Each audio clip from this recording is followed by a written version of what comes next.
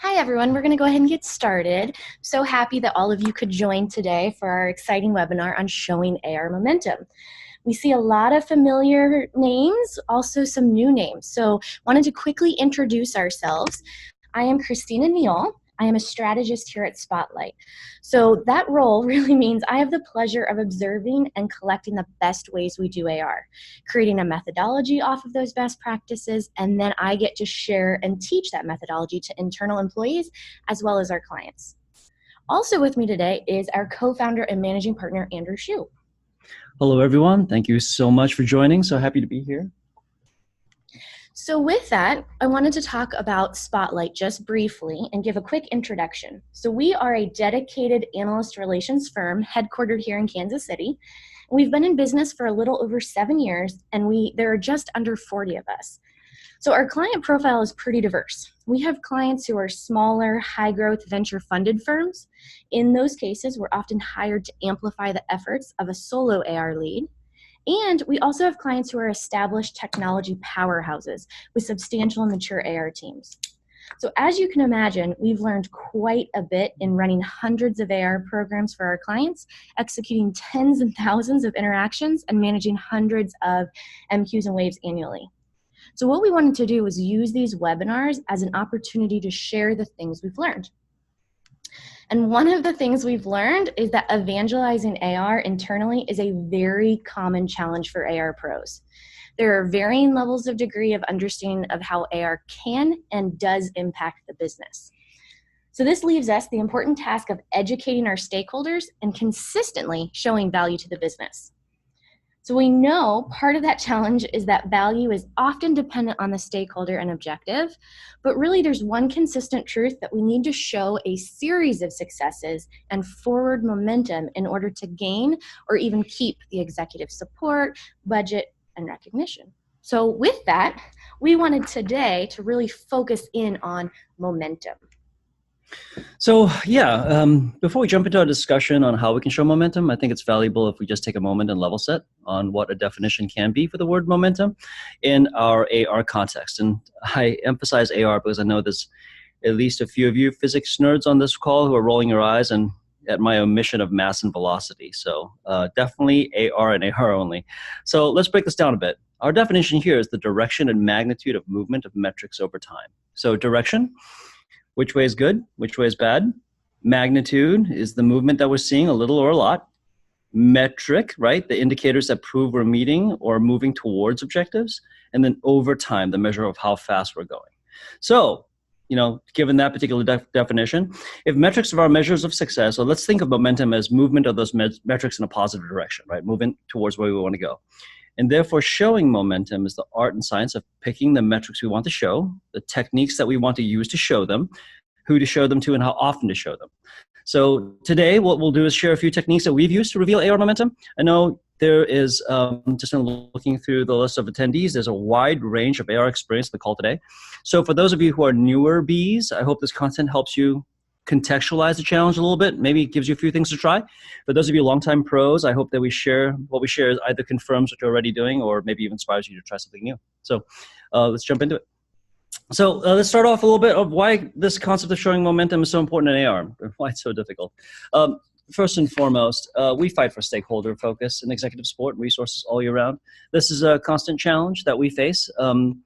And then in some organizations, any poor AR outcome can bring AR's value into question. For those of you who raise your hands and say, you know what, I have the full support of my executive team, everybody understands the value of AR, congratulations, you have a wonderful situation to be in. But in many of our client organizations, anytime you have a poor interaction, a bad wave or magic quadrant placement, they start questioning the value of AR, right? And you have to defend yourself all over again. So here's another challenge, right? Dot placement, right? Dot placement of waves and magic quadrants, our most visible indicator. It's only updated once every 12 to 18 months. And it's just too easy to lose the attention and the support without showing success more frequently. And then there's also the problem that dot placement isn't really the best indicator of AR excellence or even the sole source of value. We do so many things to impact the business, but the natural tendency is to, these waves and magic quadrants, it's emotional stuff. It's easy to get credit when you get placed well, and it's easy to be blamed when your dot moves down. But as we like to say here at Spotlight, The x-axis measures the completeness of vision, and the y-axis measures your ability to execute, but neither axis measures your ability to AR. So it's we don't want to confuse these things, right? They're different. Dot placement isn't our value. And then not everybody knows what momentum looks like in our channel. We work in a pretty esoteric niche world, of which some of the things we do are obvious and some of them are not. And then finally, success is defined differently by different stakeholders. So who do I show metrics to, and when do I show them, and which ones do I use? Well, it depends on which stakeholder you're talking about. So if all these things are true, that gives us a little bit of a challenge when it comes to telling our story. Now, let's talk a little bit about what does this bullet point here. Showing momentum only works if the organization is able to perceive the momentum.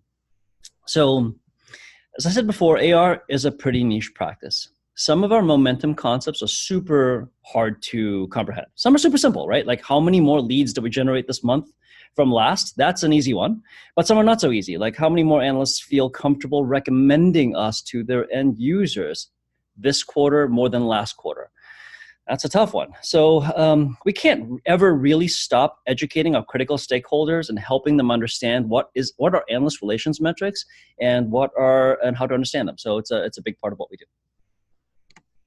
So then if we think about if momentum is the positive movement of metrics, I think it's worthwhile to revisit the metrics we use to manage our program and to be able to show contributions back to the business. So here at Spotlight, we tend to think about our metrics in two major categories. The first here are internal AR metrics that help us measure our activity and outcome. So things that help us accomplish within our AR program. So these are things like program metrics, which measure the health of the program. So these are basic counts of what we're doing, with who, how often, and a look at the quality of each of those interactions. Perception metrics look at how the analyst views us in the world today, helps us identify if we're closing the distance on how we want them to see us in the future. Relationship metrics, those look at how the analyst, the connections that we have with those analysts and which we've built over time, and how we can leverage those then for business benefit. And then lastly, for outcome, this is the metrics that help us track the frequency and quality of placement in research, as well as the traceable leads that we're getting from our analysts. Now, when we think about that second category, though, these are the metrics that show how analyst relations impacts the business. This is the degree to which we can and do impact marketing, inform product, and drive sales. So these metrics are extremely dependent on integrating with the rest of the business to really elevate and leverage the results from your AR efforts. These are things like working with marketing to garner better reach metrics, working with product to share analyst insights and feedback that can be used to adjust roadmap priorities, and helping sales know which analysts can be used to leverage for tiebreakers to close some deals. So we like to say that these business metrics are the connective tissue tying that previous slide on AR metrics to actual business value. Now, with this, we know that not all metrics are created equal. And because we just love 2x2s here at Spotlight, we created this model to help us really better describe our metrics. So which metrics have the most value to the business? That's looking across the x-axis. And which metrics require the most effort to track? The y-axis. So as you can imagine, the dot placement on evaluation reports is incredibly valuable to the business, and it's actually very easy to track year-over-year movement. The challenge that Andrew mentioned earlier is we do more than dot placements, and we can't wait until they publish to show the results. So let's think, what are some of the other things that we use as metrics to show? So here on the far left, this is our program metrics, right? In most cases, these are incredibly easy to track, and they provide a lot of value to us in AR, but they don't actually matter to other stakeholders. So this actually shows that value and ease are not always correlated. Moving left to right in terms of value to the business, we then have report mentions and research comparative to our competitors. We have analyst relationships, which explain the relationship we have with each analyst at any given moment in time. And lastly, on the AR metrics, we have the concept of analyst perception. Now, this can be incredibly valuable to the business if we know how and when to share feedback and who can actually benefit from those insights. If we move then to impact indicators, this includes our marketing metrics, our product impact, referrals from analysts, and the impact on deals. Most of us tend to default on reporting on AR metrics on the top side of this 2x2 because they're easier to come by and we typically have them readily at hand. However, it's the impact indicators on the right side of this 2x2 that have the bigger impact to the business and presumably are more effective at helping us show that momentum. So when we look at this 2x2, it really helps us identify kind of that sweet spot, right, of having quite a bit of perceived value that aren't impossibly expensive or difficult to track. So we really find that surfacing momentum in marketing, in analyst perception, and product impact really fits squarely into that sweet spot. So great, yay, we have a 2x2. It's descriptive, tells us what's valuable, what's hard. But let's take it to the next step and actually go into a discussion on how we can show momentum in each one of these categories. So one thing to note, we've intentionally omitted the measurement of dot movement today. If you're interested in a technique for measuring absolute movement to the upper right-hand corner, Spotlight has what we affectionately refer to as the movement to perfect model.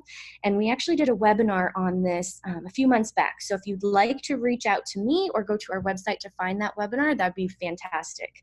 But really today we wanted to focus specifically on techniques beyond the dot. So this is showing that momentum between the 12 to 18 months. So this is really going to be focusing on how do we show increasing levels of trust and familiarity between us and our analysts and why that matters. We're going to be talking about how to show integration with marketing and sales for improved lead gen and close rate support. How to surface analyst insights to product to help inform their planning. And a key one that is often overlooked is how AR impacts what analysts are saying to our prospects on inquiry calls, given that those are behind closed doors and near impossible to know exactly what analysts are saying. So let's actually just jump into the first one on analyst relationship maturity. Yeah, thank you. So let's just talk a little bit about one of these AR-specific metrics that's really interesting and sometimes hard to explain. So what is analyst relationship maturity? Let's talk about some of the different questions that we want to be able to answer. Which analysts do we feel are safe for us to push our prospects to, right? They will say nice things. Which analysts know us well enough to give us meaningful advice, right? We can trust what they tell us is valuable. Which analysts should we avoid in marketing and sales for now, right? They might not be saying the nicest things, that might not hold us in the highest regard. The answer to these questions is one common AR element that we feel has to be codified from gut feel into something that's a little bit more of a reportable metric.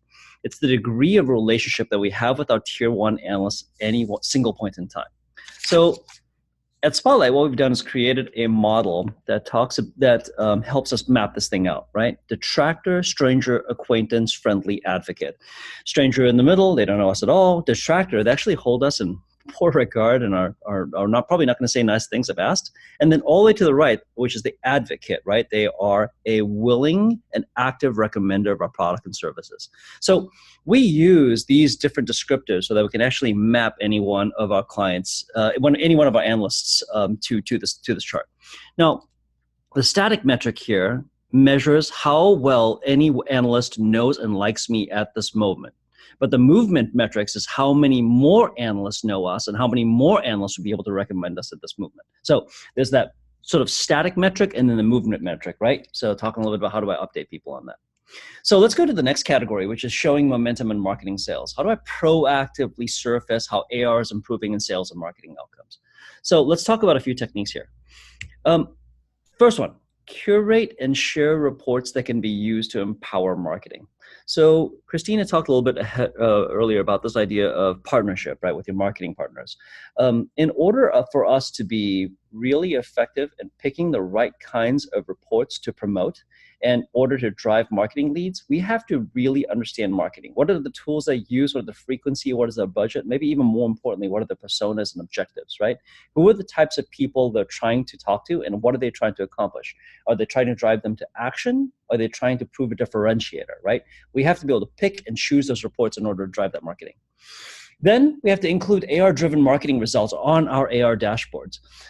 This requires us to understand what are the different metrics that they're driving and tracking in order to bring the things that that are fairly ours to be revealed on our dashboards, right? You have to work with your marketing team on these two.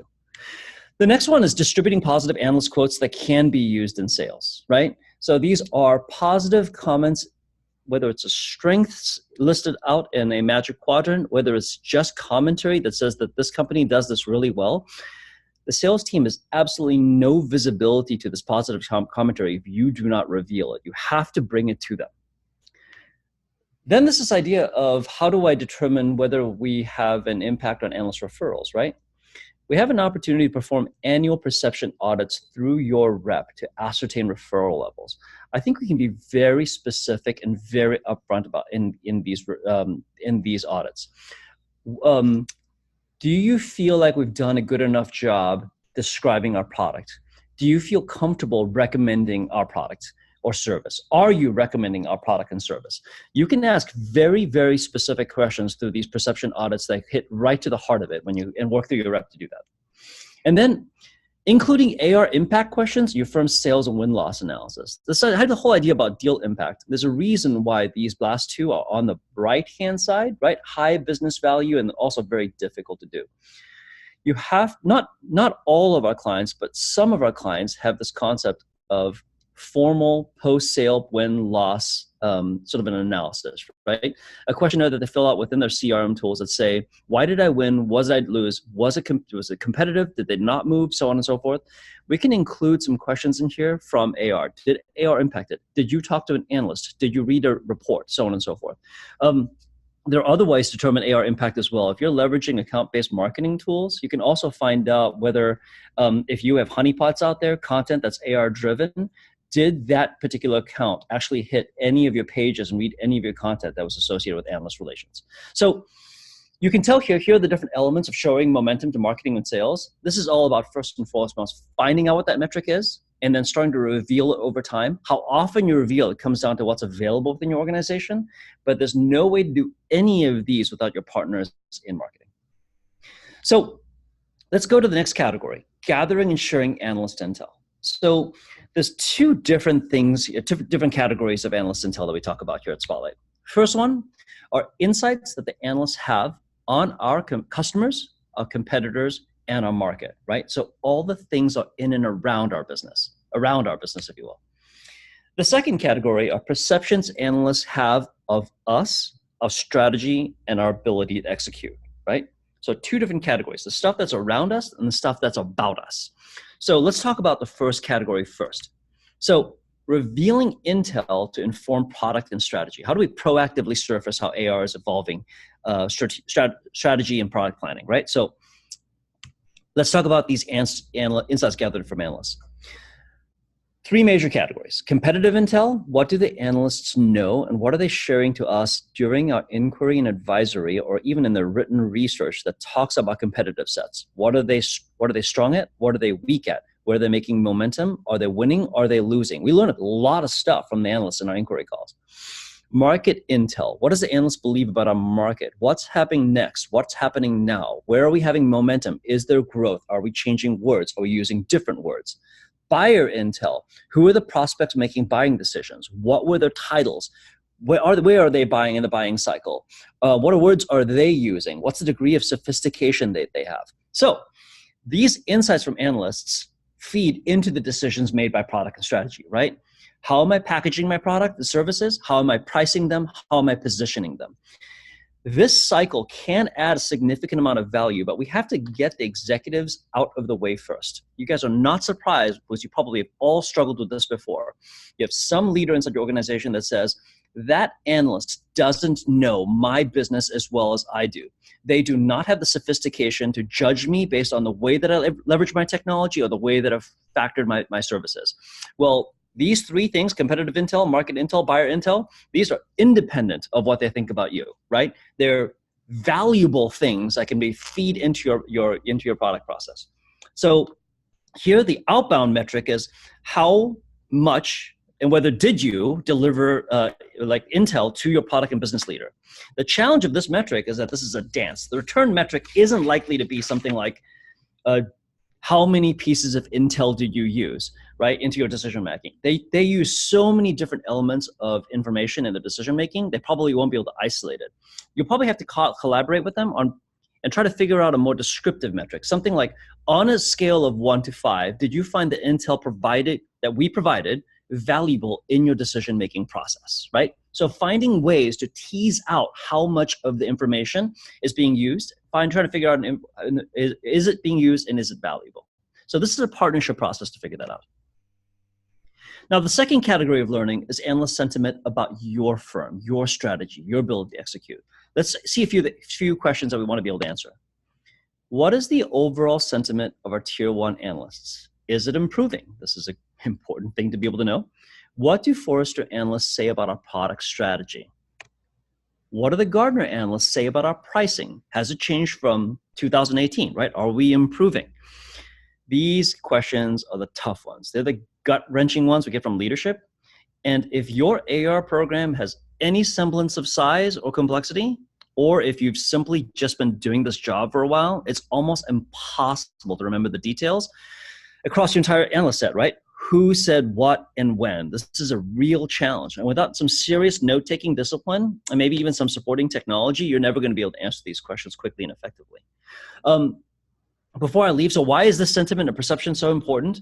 For those of you on the call who are a little bit newer to the practice of analyst relations, being included in the recommendations that analysts make on their end user inquiry calls, it's an absolute critical component of our jobs.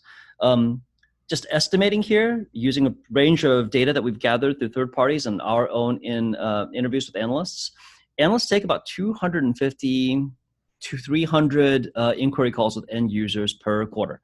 40 to 60% of those, and even up to 80% in some instances, that analyst on that call is making a recommendation, right? They're making a product or services recommendation. If it is absolutely critical that we know what the analyst believes, so we know who we should push a prospect to, if they need a little third-party validation in order to come our way, we have to know what they're saying. We have to win this part of the game. So understanding analyst sentiment is a huge part of our job. How do we track that? Well, what we figured out at Spotlight is that it wasn't enough just to dump all the different feedback into one single grouping. We needed to categorize the feedback that we're receiving on behalf of our clients into 5 major groupings. And here we have them: customers, market, business, go-to-market, offering, so on and so forth. You can't just know what is the overall sentiment about our firm. It has to be sentiment about what do they believe about our firm, and do we have the services and tools needed to ensure the customer's success, right? Does the analyst believe that we have a product that offers valuable and differentiated capabilities? Does the analyst believe that our company is healthy, growing, and operating effectively? I have had multiple analysts tell me, what makes you comfortable recommending a company? The first thing is that company has to be a successful going concern. I will not take a chance on somebody who's questionable in the marketplace. So I think that that's just a way that we think about it, right? So the static metric is, what does each analyst think about each element of our business at each point in time, right? That's the static metric. The movement metric is the overall and specifics analyst sentiment, is it improving over time? So that's the movement side of things. So quickly, this is mechanical, but how do we document feedback here at Spotlight? I know that sounds complex. I know there's some of you on the phone going, oh my God, that sounds like it's a little overwhelming. Here are the things we tag in order for us to be able to reach back and answer those questions. First one, we capture the mechanics, right? Straight up, who was the analyst? Who was the speaker? When did it happen? What was the interaction type? You need that context in order to judge what you're hearing. We classify the feedback by category, right? So one of these, is it a business? Is it feedback on our offering? Is it our market? We capture the verbatim feedback. We want to be able to feed, not generics. Analyst feels not so good about our pricing. That's not helpful. Our product people only respond to specifics. The analyst believes that our pricing in Asia right now is not competitive because of the way that we're packaging 2 of our modules, right? Specific verbatim. And then finally, rate the sentiment of the feedback. Was it positive? Was it neutral? Was it negative? On average, over the last 120 days, are they trending positive? Are they trending negative, right? Without this kind of tagging, you're not going to be able to do this. So quickly in sum, I know that I'm probably running out of time here. Quick time check, 4 minutes, right? First and foremost, avoid being reduced to just the dots. It's so easy for the rest of your organization to say the value that you have and the momentum you have is only the dots. We talked about the flaws of that. You have to look for proactive, frequent, and varied opportunities reveal momentum. Proactive as in, hey, listen, you have to show it to them. You have to show it to them because they're not going to look for it. Frequent, you have to do it more often than 12 to 18 months, right? Is it monthly? Is it weekly? Is it quarterly? Varied, you have to be able to reveal momentum to different parts of your organization. Stakeholders outside of AR, right? So that's the way you avoid being reduced to the dots. That's the way you stop being a siloed AR organization. You have to emphasize business impact metrics rather than AR metrics. I know they're on the right-hand side. I know it's harder. I know you do a little bit more work, but you need the help of your business partners to track these business impact metrics. And that's the only way that you're going to be able to show it to them, right? You want them to wake up every day to go, you know what? I get this intel. I'm informed to make product decisions. I get these leads that drives my business. And then finally, you probably have to leverage technology so you can answer these questions quickly and decisively. It's almost, you could almost always answer the questions, but you might not be able to answer them quickly without a little bit of help.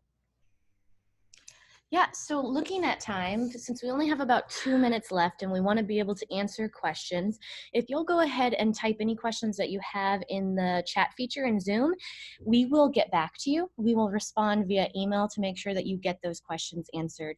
But before we do jump off, we do want to just give a few quick announcements, some exciting things here at Spotlight. You may have heard or seen recently that we're actually launching a new analyst relations platform.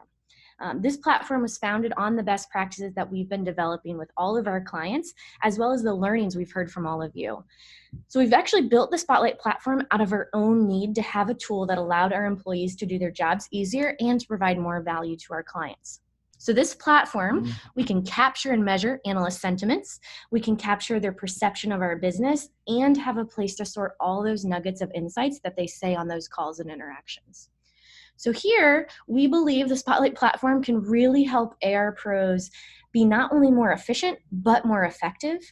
And this year, we're opening it up to everyone. So currently, we're in beta right now, and we're going to open it up to everyone this fall. But if you would like to see a demo, you can go to our website at spotlightar.com, click on platform, and you can fill out the form to request a demo. And one more exciting update, we do have one more webinar in the Evangelizing AR series. It's going to be June 26th. We're hopeful that you can join us as we share case studies of using AR efforts and output to impact business. So we're really looking forward to diving into real examples with all of you. So at the end of this call, you're going to receive an email that has a recording to this webinar so you can rewatch or share it with anyone you would like. And also in that email will be a link. So if you would like to sign up for our next webinar, that's the easiest place to do that. But we are at time, so we really want to respect that. And we're so grateful that you were able to come, and we look forward to any questions you may have and answering those as quick as possible. Thank you. Thanks.